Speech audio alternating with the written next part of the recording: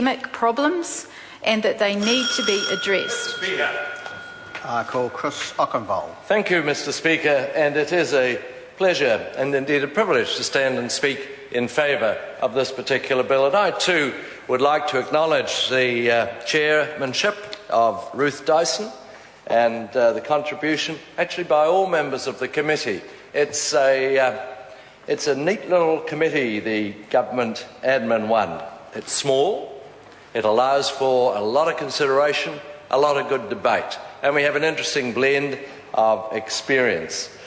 A bill like this one, in spite of the two last speakers' contributions, is basically not really a partisan bill.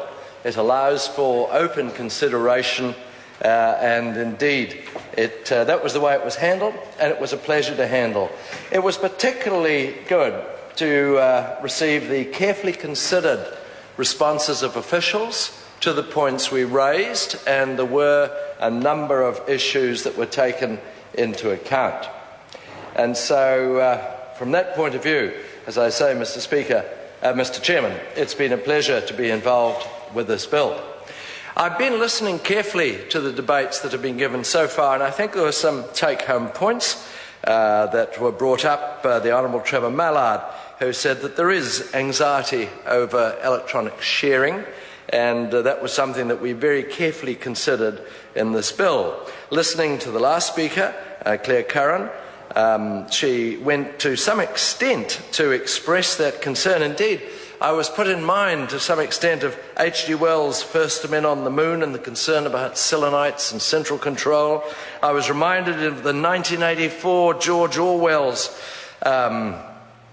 novel of the horrors of future, and indeed of Alvin Toffler, Future Shock, where he had, in the film on it, he had Orson Welles shrieking out, "We live in an age of anxiety. We're the victims of our own technological strength. We're the victims of future shock." And I can remember when Future Shock came out, it did give people a little bit of concern. Life didn't actually turn out that way, though. Life didn't turn out that way. And while I think it's fair, the criticism that has been expressed by the previous speakers on things that have gone wrong, let's remember that it's always important to view systems with great care, with great recognition of human error, technological deficiencies and unforeseen vulnerabilities. This is what happens when you introduce new systems.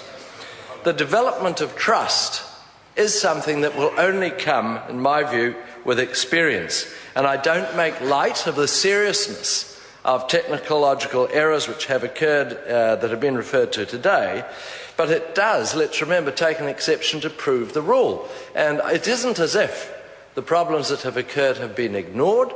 They have been and are being attended to and were taken very seriously.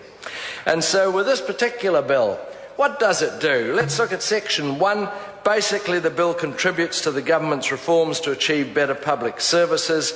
In particular, Result 10, that New Zealanders can complete their transactions with the government easily in a digital environment. I remember being approached by a constituent in Motueka who said, I can repeat his story. It was a story of a son who is in his 20s. His son has an incurable condition, but it requires him to liaise frequently with up to 6 or 8 government departments. He consistently has to produce fresh identification information in hard copy, in original documents, and all that sort of thing on a very frequent basis, and it's tedious. It just emphasises to the family again that he has this difficulty in which he is not going to get improvement. And one of the consistent questions he's asked is, has his condition improved? He has a condition which will not improve.